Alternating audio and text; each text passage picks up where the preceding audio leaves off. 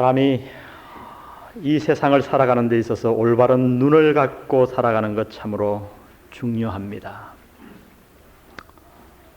눈을 가졌다고 다 똑같은 것을 보는 것은 아닌 것 같아요. 어떤 사람은 다른 사람이 보지 못하는 것을 봅니다. 저는 아이를 키우면서 그것을 많이 느꼈어요.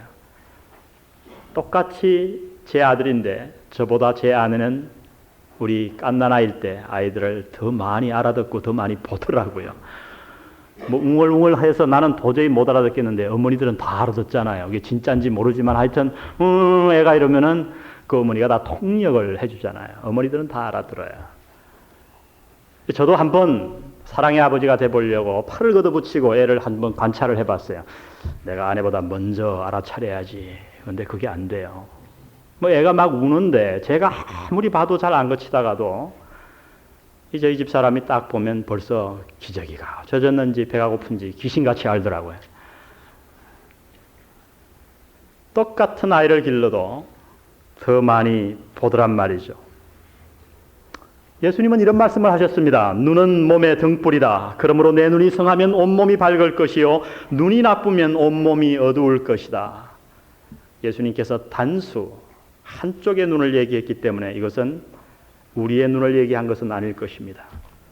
짝눈들에게 하신 말씀은 아니지 않겠습니까? 육신의 눈이 아니고 안목을 얘기한 것 같아요. 영적인 눈을 얘기한 것이고 인생을 올바로 보는 능력이 있으면 온 인생이 밝아질 것을 말씀하신 것 같습니다.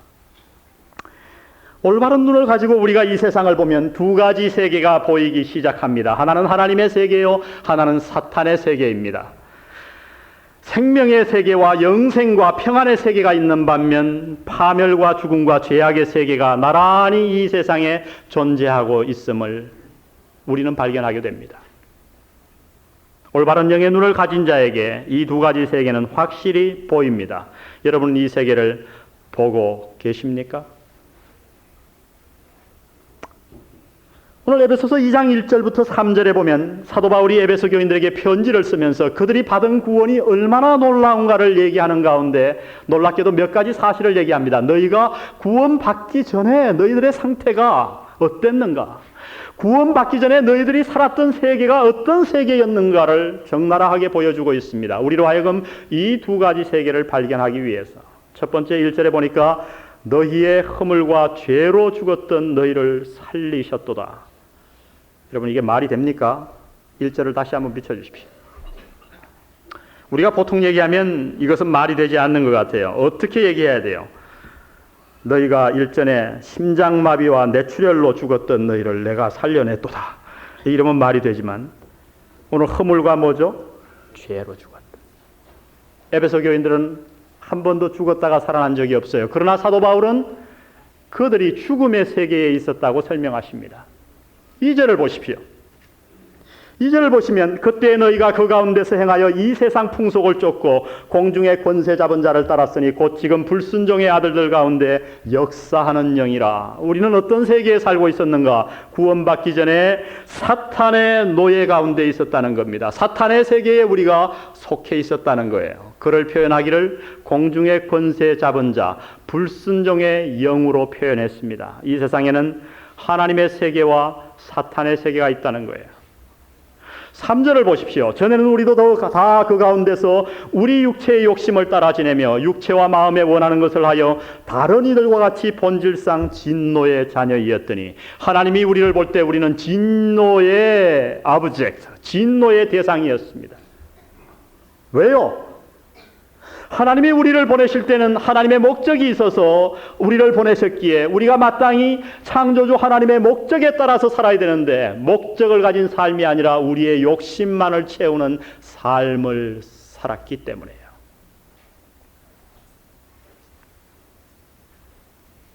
여러분 성경에 보면 구원에 대해서 많이 얘기합니다. 수없이 우리가 구원이라는 말을 듣습니다. 여러분 구원이란 무엇이냐 아십니까? 눈이 밝아져 이 두 세계를 발견하고 사탄의 세계에서 하나님의 세계로 옮겨가는 것, 그것을 성경은 구원이라 얘기합니다. 어렵게 생각할 거 하나도 없어요. 죽음의 세계에서 생명의 세계로 옮겨가는 것, 그것을 구원이라고 얘기합니다. 그래서 오늘 사도 베드로는 그의 설교 마지막에 모든 수천 명의 백성들 앞에서 그의 마음을 쏟아 이렇게 권면합니다. 40절을 보십시오. 또 여러 말로 확증하며 권하여 가로되 너희가 이 패역한 세대에서 뭘 받으라? 구원을 받으라. 성경에서 구원에 대해서 얘기할 때 늘 세 가지 의미를 우리는 생각해야 됩니다. 이것을 혼돈하면 성경을 올바로 읽을 수가 없어요. 성경은 구원할 때 세 가지 구원을 늘 얘기합니다. 하나는 종국적인 구원이에요. 그것은 예수 그리스도가 이 땅에 다시 오셔서 우리를 데려가실 때 죄와 우리는 상관이 없는 자로 만들어집니다. 완전히 거룩한 자로. 이것을 종국적 구원이라고 합니다. 미래적 구원이라고 하기도 해요. 근데 이 구원은 우리와 상관이 없어요. 지금 현재로는. 이 땅에서 우리에게 남아있는 구원은 그러므로 무엇이냐면 신분적인 구원과 과정적인 구원입니다. 신분적인 구원은 오늘 말씀에 비춰서 쉽게 얘기하면 사탄의 세계에 속했던 자들이 하나님의 세계로 적을 옮기는 겁니다. 내가 예수 그리스도를 믿은 그 순간 하나님의 은혜로 내 호적이 사탄의 집에서 파져서 하나님의 집으로 옮겨집니다. 이것을 신분적 구원이라고 그래요. 이것은 노력해서 받는 게 아니에요. 믿음으로 내가 예수 그리스도를 내 마음에 받아들일 때 그 순간 이루어집니다. 그러나 구원은 여기에서 다 끝나지 아니에요. 성경은 그 다음에 한 구원이 더 있음을 알려줍니다. 그것은 뭡니까? 과정적인 구원이에요. 성화적인 구원이에요. 이것은 무엇이냐면 하늘나라, 하나님의 나라로 옮겨간 사람들이 이 땅을 위해 살지 아니하고 사탄의 종로로 하지 아니하고 죄의 종로로 하지 아니하고 하나님 나라에 입적한 자답게 삶을 살아가는 것. 하루하루 day by day 점점 거룩해져 가는 것. 그것을 성경은 과정적인 구원이요 성화적인 구원이라고 얘기합니다. 이것은 우리가 구원받고 나서도 날마다 이루어져야 돼요. 이루어 가야 돼요. 그래서 사도 바울은 너희 구원을 두렵고 떨림으로 이루라. 신분적인 구원을 두렵고 떨림으로 부들부들 떨며 이루라는 게 아니라 과정적인 구원을 이루어 가라는 말씀입니다. 여러분 구원 받으셨습니까? 아멘. 또 하나 물어보십시다. 구원 받고 계십니까? 지금 여러분의 삶을 하나님 앞에 드리기를 힘써서 죄의 종이 아닌 여러분의 몸을 의의 종으로 날마다 드리고 있으신가요? 오늘 이 두 가지 구원을 여러분의 염두에 두시고 우리가 어떻게 하면 이 두 가지 구원, 신분적인 구원과 과정적인 구원 모두를 얻을 수 있을 것인가? 오늘 이 본문은 여기에 대해서 몇 가지로 우리에게 대답해 주고 계십니다. 구원받기 위해서는 우리는 어떻게 해야 되는가? 먼저 하나님의 말씀을 받아들여야 한다고 말씀합니다. 37절을 다시 한번 보겠습니다. 저희가 이 말을 듣고 마음에 뭐하여? 찔려. 마음에 찔려. 오늘 본문은 여기에 모인 수천 명의 사람들이 하나님의 말씀을 듣는 그 순간 그 마음에 찔림이 있었다고 증언해 주십니다. 마음이 찔리다니 이게 도대체 무슨 얘기일까요, 여러분? 마음이 찔리다니요. 그러나 성경 곳곳에 보면 이것이 바로 하나님의 말씀의 역할이라고 성경은 가르쳐 주십니다. 히브리서 4장 12절 13절 우리가 너무나도 잘 아는 말씀에 보면 하나님의 말씀은 살았고 운동력이 있어 좌우의 날선 어떤 것보다도 예리하여 홍과 영과 및 관절과 골수를 찔러 쪼개기까지 하며 또 마음의 생각과 뜻을 감찰하나니 지으신 것이 하나라도 그 앞에 나타나지 않음이 없고 오직 만물이 우리를 상관하시는 자의 눈앞에 벌거벗은 것 같이 드러나느니라. 오늘 하나님의 말씀이 어떤 역할을 우리에게 하고 있는가를 두 가지로 크게 말씀해 주시는데 첫 번째는 하나님의 말씀은 살아있는 말씀이라고 얘기합니다. 여러분 이 성경은 살아있는 말씀입니다. 과거의 소설이 아닙니다. 고대 문서가 아닙니다. 과거의 어떤 역사책이 아니에요. 지금 현재 살아 움직이는 말씀이라고 얘기합니다. 그 움직임이 어떠한가, 그 능력이 어떠한가, 그 역할이 무엇인가를 좌우에 날쌘 어떤 것보다도 예리하다고 표현해 주십니다. 여러분 예리한 칼로 종이를 한번 잘라보셨습니까? 저는 예리한 칼을 좋아합니다. 책상 위에 작업을 할 때 예리한 카트기 칼을 딱 놓고 그다음에 자루로 종이를 자릅니다. 10장, 20장을 탁 놔도 칼이 예리하면 말이죠. 쫙 힘을 약간 주고 칼을 쫙 자를 대고 보면 종이에 아무 변화가 없는 것 같아요. 근데 자를 다 내려놓고 그 종이를 양쪽으로 쫙 벌려보면 10장이 넘는 종이가 두부 잘라지듯이 딱 잘라져 있어요. 근데 칼이 무디면 어때요? 이게 위가 찢어지고 한 번에 다 안 잘리고 밑에는 덜 잘리고 말이죠. 그럼 또 잘라야 돼요. 오늘 하나님의 말씀을 어디에 비유했냐면 좌우의 날선 어떤 것보다도 무슨 얘기냐면 이 세상에 존재하는 어떤 면도날보다도 더 예리하다고 얘기합니다. 하나님의 말씀이요. 여러분 이 세상에 아무리 날카로운 칼이 있다고 해도 그 칼이 물건을 자를 수는 있지만은 우리의 가슴을 자를 수는 있지만은 우리의 마음을 자를 수 있는 칼은 없습니다. 이 세상에 오직 우리의 마음을 자를 수 있는 칼이 있는데 그것은 하나님의 말씀이라고 얘기합니다. 무슨 뜻일까요? 많은 사람들이 이 말씀을 오해해서 홍과 영과 골수와 관절을 쪼개기까지 한다 그러니까 하나님의 말씀으로 관절병을 고친다고 병원에 가지 말고 나한테 오라고 그렇게 기도원 원장들이 얘기하는 분들이 있다고 그래요. 여러분 그런 기도원에는 무조건 가지 마세요. 오늘 이 말씀의 뜻은 그런 뜻이 아니에요. 그 다음을 보면 알 수 있어요. 홍과 영과 관수와 골수를 쪼개기까지 하며 그 다음에 뭐예요? 마음의 생각과 뜻을 감찰하시나니. 하나님의 말씀은 우리의 몸을 치료하는 능력을 얘기하는 게 아니라 하나님의 말씀이 우리의 마음을 치료하는 능력이 있다는 거예요. 그 능력 가운데 하나가 뭐냐? 우리의 마음속 깊이 감추어진 죄까지 다 드러내어서 그 죄를 수술해 주신다고 하는 겁니다. 여러분 우리 인간은 어떤 존재인가? 우리는 끊임없이 자기를 숨기는 존재입니다. 속에는 온갖 탐욕과 정욕과 더러운 것들을 품고 있으면서도 겉으로는 환한 미소와 거룩함으로 남 앞에 나섭니다. 제가 그렇습니다. 저는 이 문제를 얼마나 고민하는지 모릅니다. 토요일 밤이 괴로운 이유는 제가 오늘 거룩한 모습으로 이곳에 서야 되기 때문에 괴롭습니다. 하나님 앞에 사죄의 시간을 저는 많이 보내고 있습니다. 내 마음을 정결케 하고 이 자리에 서기 위해서 저는 고심하고 있습니다. 수많은 영혼의 질병을 앓고 있으면서도 겉으로는 아무 일 없다는 뜻이 변장하여 다른 사람들 앞에 나타나기를 좋아하는 저와 여러분입니다. 여러분 이 세상에 아무리 가까운 사람이라고 해도 여러분의 마음에 있는 모든 생각을 다 토로할 사람이 있습니까? 없어요. 남편과 아내라고 해도 부모와 자식이라고 해도 아무리 친한 친구라고 해도 우리의 마음을 다 털어놓을 사람이 없어요. 왜요? 우리 마음속에는 너무나도 숨겨진 것들이 많이 있기 때문에 그렇습니다. 근데 여러분 하나님의 말씀의 역할이 무엇인지 아십니까?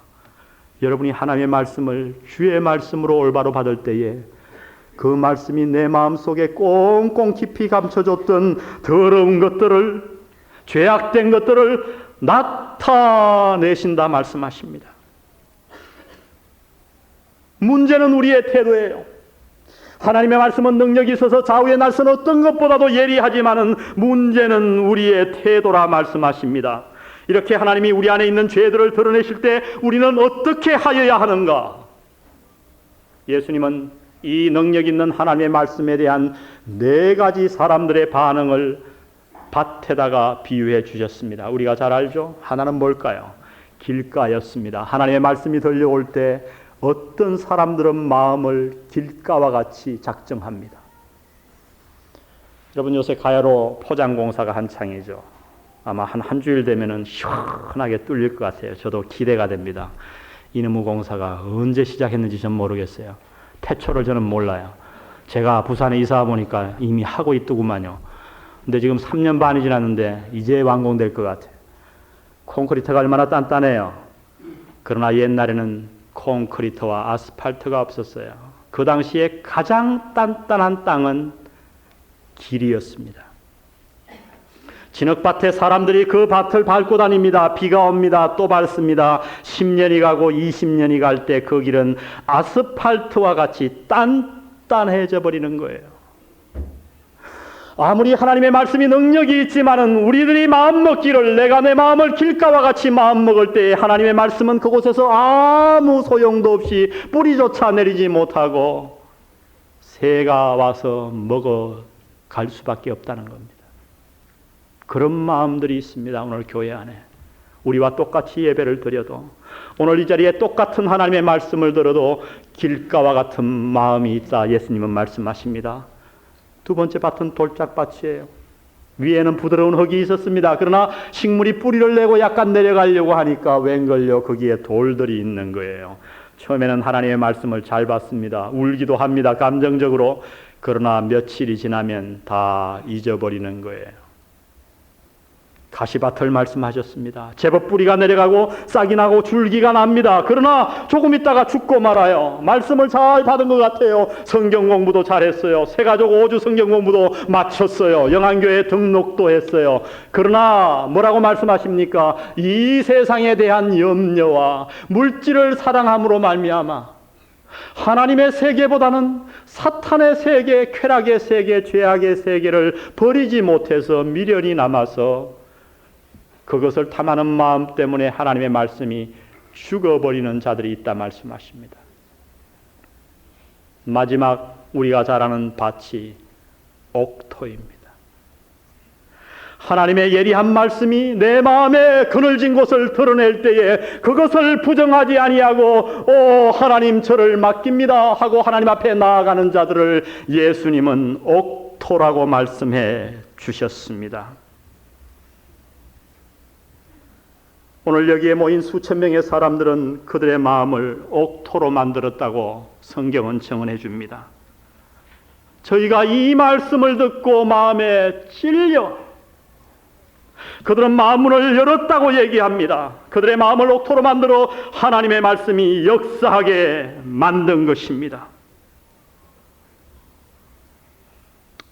우리 목사님들끼리 모이면 여러분들이 알지 못하는 재미있는 농담들을 많이 합니다. 설교를 많이 해보니까 말이죠. 설교를 듣는 가운데 세 가지 종류를 재미있게 얘기해요.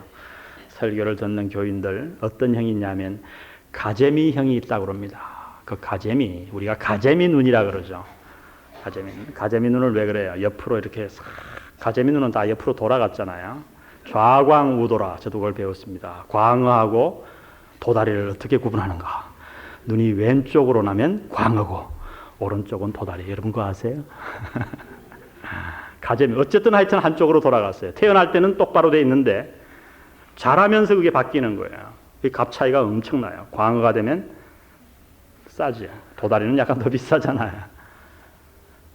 어떤 형이냐 하면 설교를 들으면 지금 이 남편이 혹시 조는 거 아니야? 이거 이 말씀을 들어야 되는데 자기한테 적용은 안 하고 옆에 앉은 사람 이 마누라가 이 말씀을 들어야 되는데 그래서 좀 졸라고 치면 괜히 하고 깨웁니다. 아, 옆을 봤더니 오늘따라 또 남편이 안 왔어. 아이고 주야, 참 안 된다, 안 돼. 뭐가 이 말씀을 들어야 변화될 터인데 무슨 형이요? 가재미형. 우리 교회는 가재미형이 없겠죠. 다 같이 한번 가재미 눈으로 옆을 한번 보실까요? 의외로 이런 사람들이 너무 많아요. 하나님 말씀 받을 때. 두 번째 목사님들이 얘기하는 게 불독형이 있대요. 이 반항형. 불독이 어떻게 됩니까? 딱 불독은 마주치면 그냥 싸우려고 그래요. 이러고. 이건 무슨 형이냐 하면 목사가 설교를 하면 아이고 저 목사가 또 날 치는구나. 저도 그런 얘기 많이 들어요. 설교 마치고 나면 좋은 의미든 나쁜 의미든 제가 처음 와가지고 몇 달 동안 들은 얘기가 뭐냐면 목사님 어떻게 지난주에 제가 이런 일이 있었는 줄 아셨어요? 좋게 얘기하지만 속으로는 이제 불평을 털어놓는 겁니다. 왜 내 얘기 설교에 했냐는 거죠. 그러나 여러분 저는 여기 와서 3년 반 동안 하나님 앞에서 얘기하지만 설교할 때 어느 누구를 의식해서 설교한 적이 한 번도 없습니다. 근데 똑같이 하나님의 말씀을 전파하는데 한 명이 아닌 어떨 때는 5명, 7명, 10명 가량의 성도들이 똑같은 말을 하는 거예요. 오늘 목사님 오늘 제 얘기를 했다고 말이죠. 왜 그럴까요? 살아있는 말씀이기 때문에 그래요. 하나님 말씀이 선포되어질 때 그러므로 여러분 불독형을 하지 마시기 바랍니다. 여러분 거울을 하나 드릴까요? 반은 다 지금 불독형이에요. 우리가 어떻게 받아야 합니까? 주의 말씀이 선포될 때 아멘, 나를 향한 말씀이구만요. 인간의 소리가 아니라 하나님께서 지금 한 주의 종을 사용해서 지난 주간에 있었던 나의 잘못을 지적하시는구만요. 내 인생을 수술하고 계시구만요. 아버지 하나님, 제 마음을 엽니다. 제 마음을 옥토로 만들겠습니다. 오늘 이 작업이 필요하다고 얘기합니다. 우리가 어떻게 구원받을 수 있습니까? 어떻게 사탄의 세계에서 하나님의 세계로 옮길 수 있습니까? 어떻게 하나님의 세계에 옮겨간 자들이 거룩하신 하나님을 본받아 날마다 자기의 삶을 성화하는 오늘의 구원을 얻을 수 있을까요? 오늘 말씀은 얘기합니다. 하나님의 말씀을 받아들이라 말씀하십니다. 앞으로 여러분의 남은 평생에 선포되는 주의 말씀을 당신의 것으로 받아들이는 축복이 여러분에 있기를 바랍니다. 그래야 구원받아요. 그래야 신앙이 자라요. 오늘 두 번째 하나님의 말씀 구원받기 위해서 우리의 신앙이 성장하기 위해서 우리는 무엇을 해야 하는가?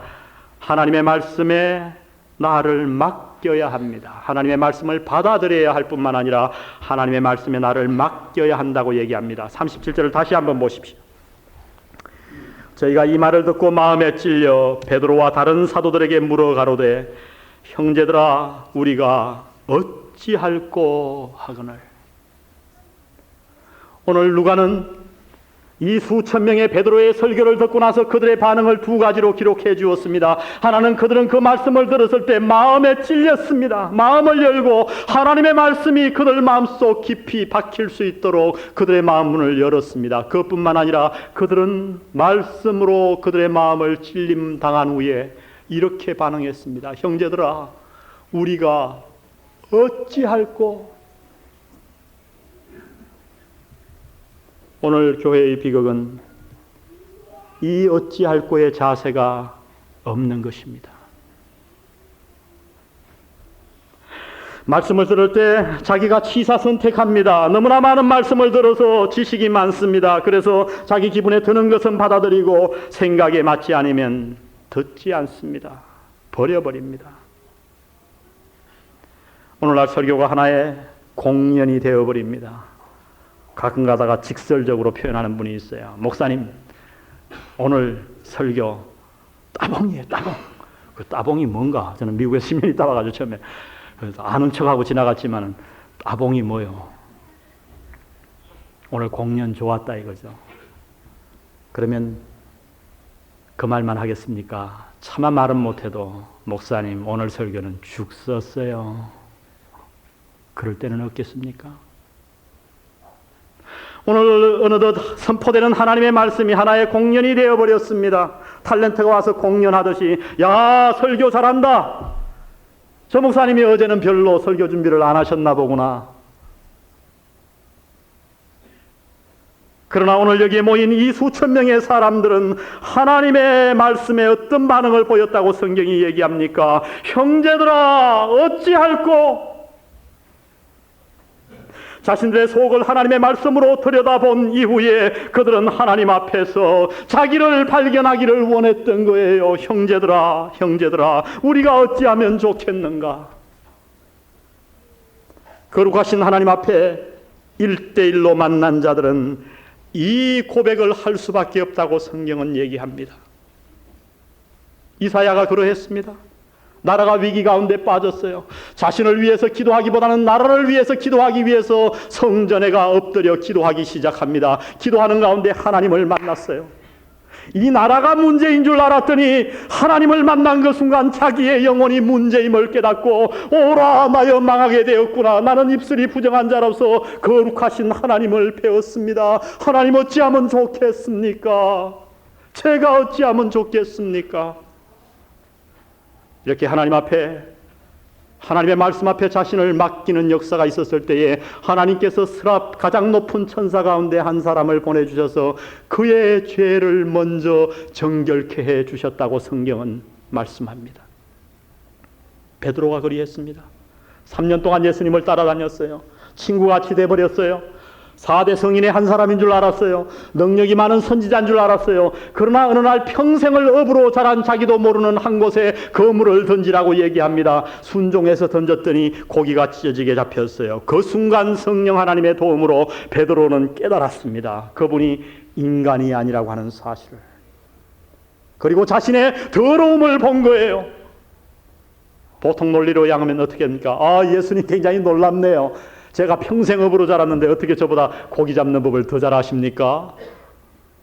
그러나 그날 베드로는 털썩 무릎을 꿇고 앉아서 주여 나를 떠나소서 나는 죄인이로소이다.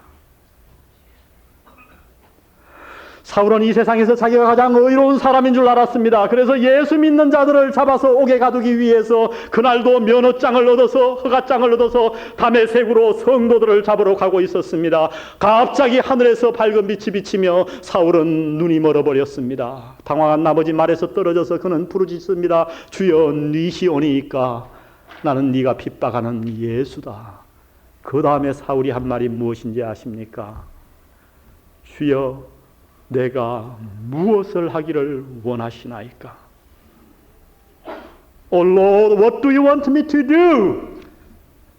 내가 무엇을 하기를 원하시나이까? 당신이 말씀하옵소서. 말씀하는 대로 제가 순종하겠나이다.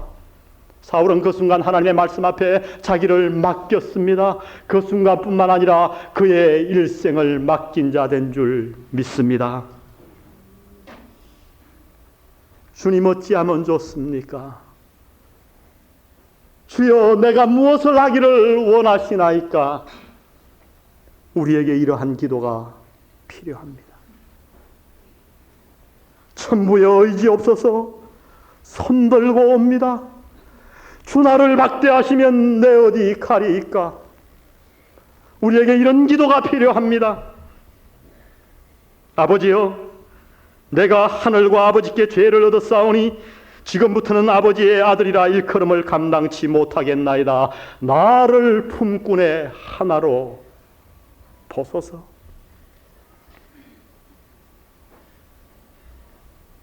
나 주를 멀리 떠났다 이제 옵니다. 나 이제 왔으니 주여 나를 받아 주시옵소서. 내 주여 뜻대로 행하시옵소서. 온몸과 영혼을 다 주께 드리니 이 세상 고락간 주인도 하시고 날 주관하셔서 뜻대로 합소서. 날 주관하시옵소서. 사랑하는 성도 여러분, 우리에게 이런 기도가 필요합니다.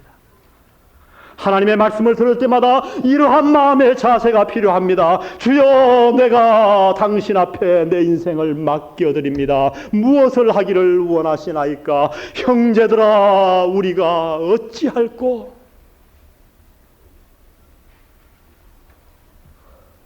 주님은 말씀하셨습니다. 마음이 가난한 자는 복이 있나니 애통하는 자는 복이 있다 말씀하셨습니다. 이것을 두고 하신 말씀입니다.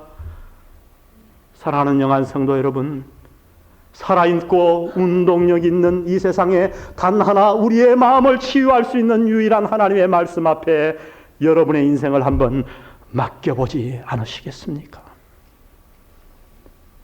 이 문서화된 하나님의 말씀이 어느 날 갑자기 살아있는 음성으로 여러분의 가슴에 와 박힐 때 주여 내가 무엇을 하리이까?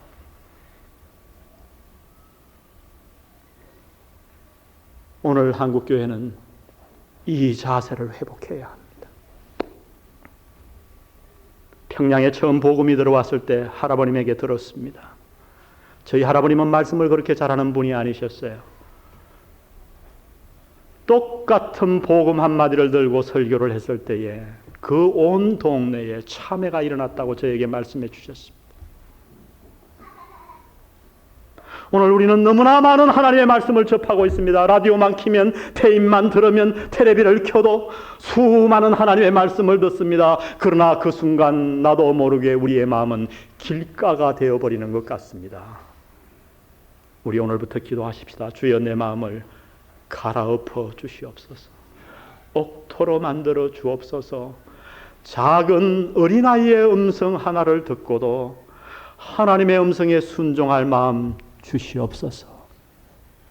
여러분, 우리에게 이러한 마음이 있기 시작하면요, 저녁 노을을 보고도 하나님이 말씀하시더라고요.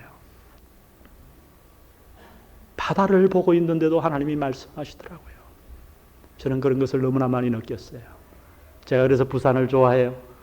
해가 지는 때 바닷가에 산 위에 나가면 얼마나 하나님이 내게 말씀을 주시는지 몰라요. 산부하러 나갔다가 무릎을 꿇은 적이 한두 번이 아닙니다. 온 수건을 적시고 울었던 적이 한두 번이 아니에요. 사랑하는 성도 여러분, 주의 말씀 앞에 여러분의 인생을 맡기시기를 주의 이름으로 부탁드립니다. 어떻게 하나님의 나라로 옮겨갈 수 있는가? 어떻게 거룩한 자로 빚어짐을 받을 수 있는가? 하나님의 말씀을 받아들여야 합니다. 내 말씀으로, 나의 것으로 하나님의 말씀에 나를 맡겨야 합니다. 마지막 세 번째, 오늘 가르쳐주는 본문의 말씀은 하나님의 말씀으로 나를 바꾸어야 합니다. 따라해 보겠습니다. 하나님의 말씀으로 나를 바꾸라. 오늘 38절을 보십시오. 우리가 어찌할꼬 하고 대답하니까 베드로가 대답을 하는 겁니다. 베드로가 가로되 너희가 회개하여 각각 예수 그리스도의 이름으로 세례 침례를 받고 죄 사함을 얻으라. 그리하면 성령을 선물로 받으리니 이 약속은 너희와 너희 자녀와 모든 먼데 사람 곧 주 우리 하나님이 얼마든지 부르시는 자들에게 하신 것이라. 그들에게만 하신 말씀이 아니고 회개하면 성령을 선물로 받게 되고 죄사함을 받게 되고 깨끗하게 되고 구원받게 된다 말씀하십니다. 조건은 단 하나입니다. 회개하고 침례받는 것입니다. 여러분, 회개가 무엇이죠? 많은 사람들이 회개에 대한 오해가 많습니다. 회개 그러면 그저 하나의 후회로 생각해요. 과거의 잘못을 뉘우치는 거죠. 지난주에 그 말을 내가 하지 말았어야 되는데 그건 회개가 아니에요. 오늘 성경에서 말하는 이 그리그의 회개라는 단어는 너무도 정확해서 아무도 오해할 필요가 없어요. 그건 뭐냐면 내 마음을 완전히 바꾸는 거예요. 과거에는 이러이러한 태도로 살았는데 오늘 이 순간 내가 회개하고 나서 내 마음을 완전히 바꾸는 거예요. 내 생의 방향을 내가 동쪽으로 가다가 서쪽으로 트는 거예요. 그것이 회개예요. 무엇을 하여야 구원받는다고 얘기하십니까? 무조건 마음을 턴다고 되나요? 아니요. 누구에 대해서 마음을 바꾸는 것이 회개입니까? 37절을 보십시오. 저희가 뭘 듣고요?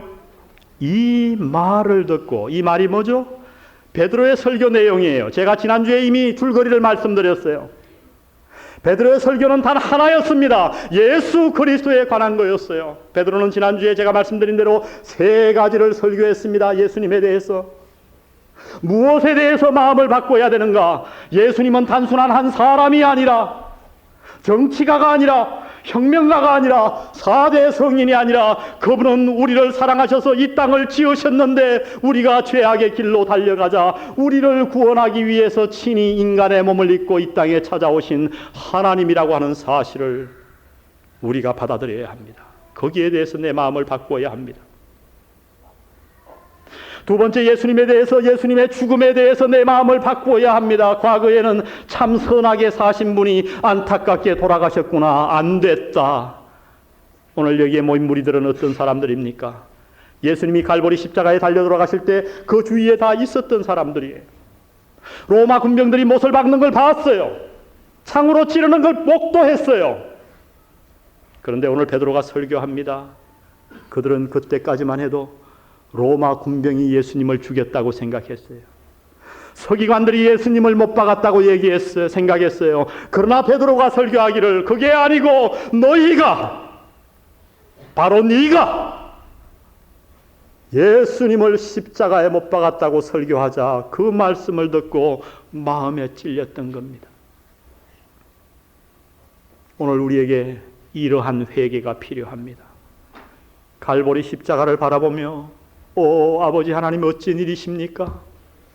내가 마땅히 거기에 달려야 되는데 왜 죄 없으신 당신이 거기에 달려셨습니까? 주님 바로 내 죄 때문이구만요. 내가 당신을 십자가에 못 박았구만요.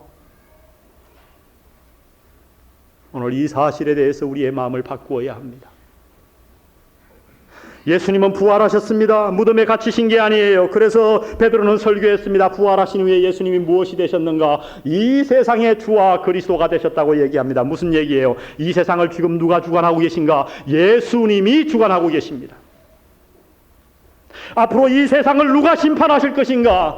성부, 성자, 성령 하나님 가운데 성자 하나님이 바로 그 십자가에 달리신 예수님이 못에 난 구멍을 가지시고 옆구리에 상처를 입으시고 심판석에 앉아서 바로 당신 한 사람 한 사람을 심판할 날이 올 것입니다. 이 사실을 깨닫고 마음을 바꾸라고 얘기합니다. 이것이 회개예요. 하나님이 날 사랑하셔서 인간의 몸을 입으시고 바로 내 죄를 대신하여 십자가에 달린 사실을 믿는 것입니다. 그러한 자는 이런 고백이 나오는 거예요. 오 주님 어찌하면 좋습니까? 내가 내 마음을 엽니다. 내가 내 죄를 회개합니다. 교만하게 살았습니다. 하나님도 모르고 살았습니다. 이 땅에 돈만 위해 살았습니다. 명예만 위해 살았습니다. 쾌락만 위해 살았습니다. 사탄의 세계를 추구하며 살았습니다. 주여 제 마음을 바꾸기를 원합니다. 나를 받아 주옵소서. 이것이 회개예요.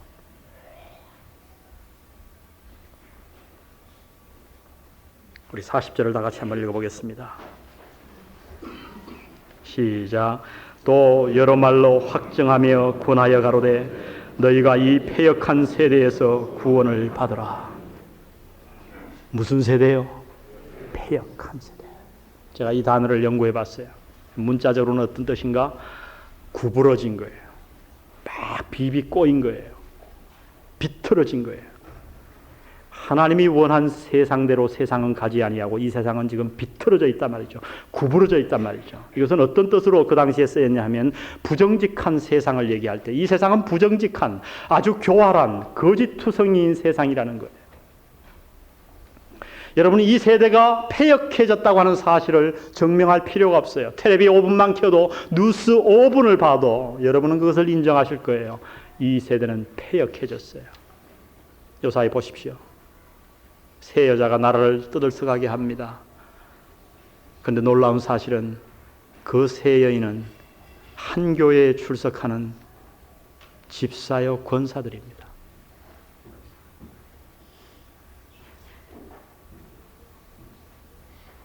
교회에 나와 앉아 예배드리는 그들이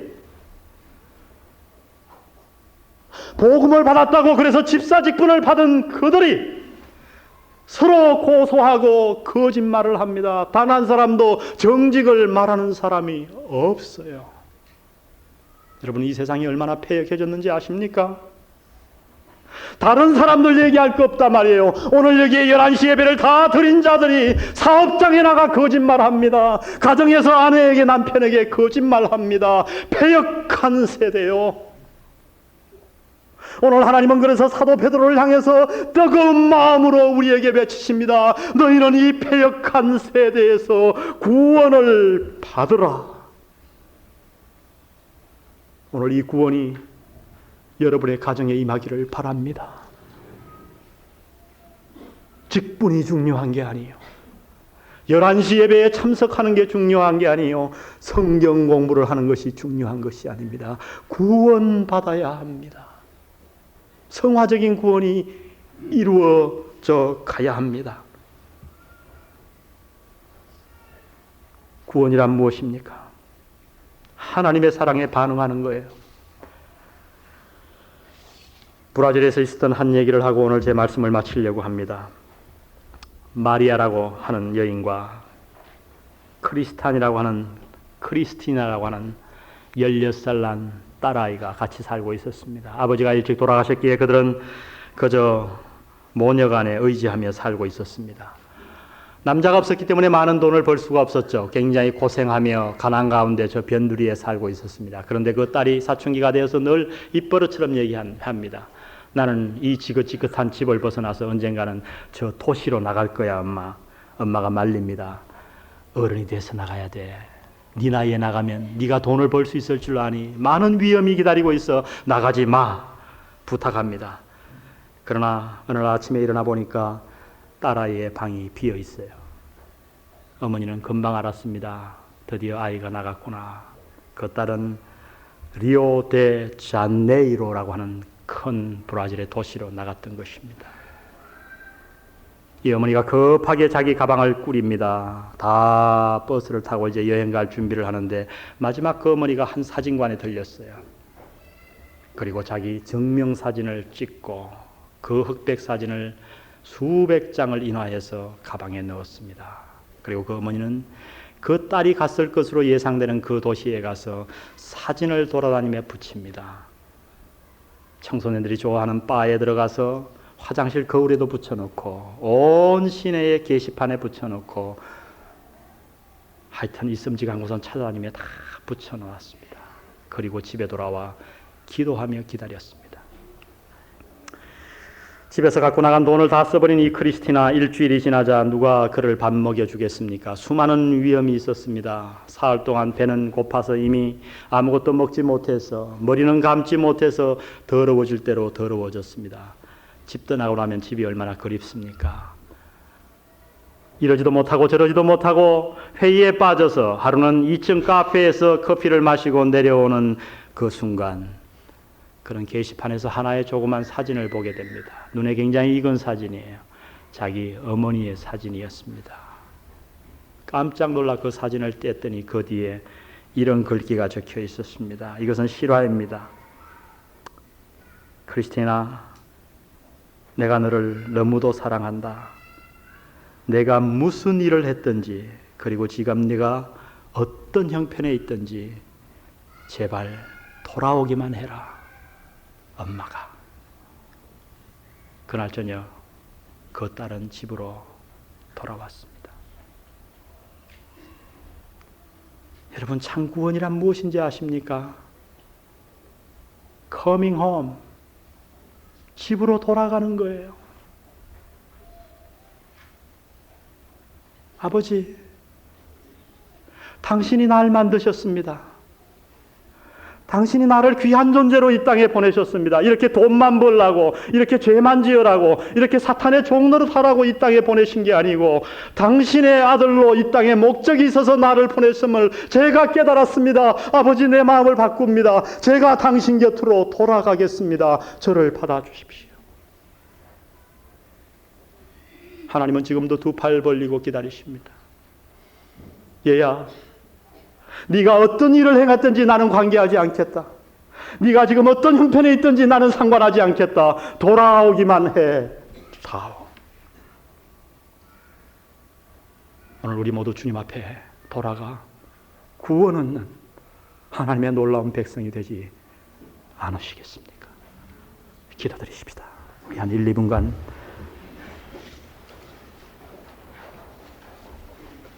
하나님의 말씀을 우리가 들었습니다. 진실되게 하나님 앞에 한번 반응해 보지 않으시겠습니까? 지금 여러분은 어떤 상태에 계십니까? 거룩함을 추구하고 계십니까? 아버지의 품에서 생활하고 계십니까? 아니면 구원받았다고 하면서 교회를 수십 년간 다녔으면서도 여전히 사탄의 세계의 종노릇에 살고 있지는 않습니까? 단 한 번도 하나님의 목적을 생각해 보지 않은 채로 방황하며 그저 하루하루 바쁘게 그렇게 살아가지는 않습니까? 여러분, 걸음을 옮기십시오. Coming home. 기다리시는 주님 앞에 돌아가십시다.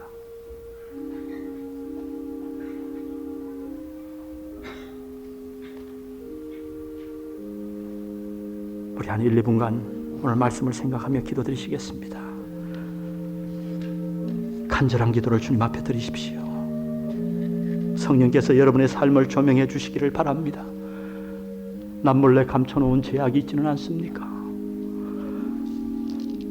이 패역한 세대, 저 나라가 패역한 게 아니고 바로 우리나라가 패역했습니다. 저 교회가 잘못된 게 아니고 바로 우리 교회가, 우리 가정이, 내 마음이 패역했습니다. 주님 어찌하면 좋습니까? 주님 앞에 발걸음을 옮기는 이 한 시간 되시기를 바랍니다. 우리 다 같이 318장 찬송, 오늘 말씀을 생각하면서 기도하는 마음으로 318장을 부르시겠습니다.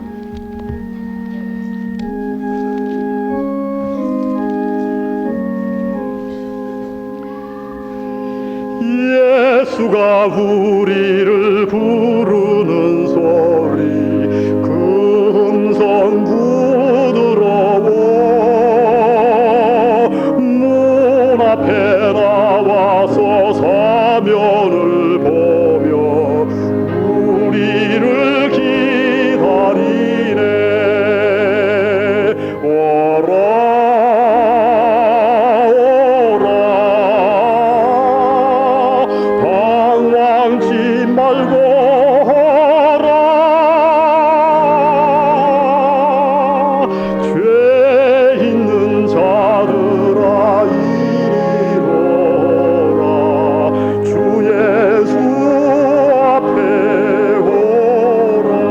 자매님들만 부릅니다.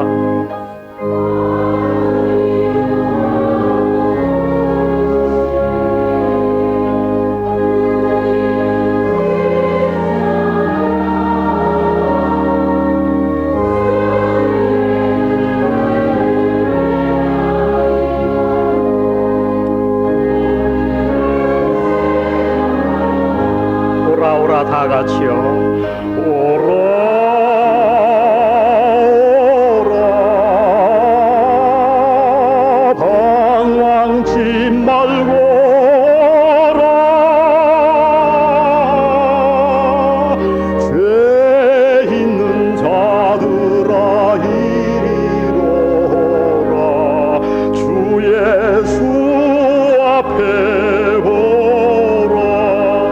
남자들만 부릅니다.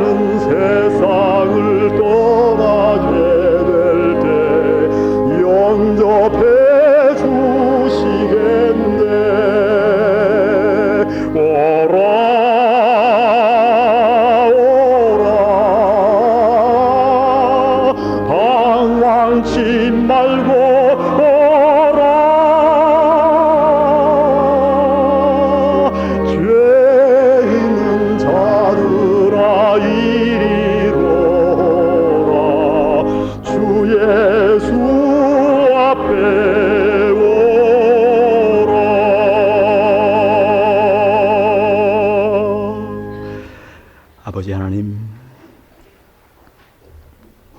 오늘 우리를 간절히 기다리시는 아버지 하나님의 음성을 들었습니다. 남모르게 멀리 하나님을 떠나 있던 자리를 말아들기 원합니다. 옛삶을 정리하고 주님 앞에 돌아가는 놀라운 은혜가 우리에게 있게 하옵소서. 오늘 이후 내 삶이 달라지고 내 가정에서의 은행 심사가 달라지고 우리의 부부 관계가 달라질 것을 하나님 앞에 아뢰입니다. 주의 부족한 저희와 함께 하셔서 이 패역한 세대에 휘말리는 자가 아니고 이 세대에서부터 구원받아 오히려 멸망 가운데 가는 자들을 이끌어내는 하나님의 사신되게 인도하여 주옵소서. 오늘 믿음으로 당신 앞에 드렸습니다. 우리의 가진 모든 것이 당신의 것임을 고백합니다. 주여, 이 물질을 가지고 고집하지 말게 하십시오. 이 물질의 노예가 되지 않기를 소원합니다. 이 모든 것 당신 앞에 드렸사오니 이 물질 받으시고 홀로 하나님 영광 받으시옵소서. 예수님의 귀하신 이름으로 기도드렸습니다. 아멘.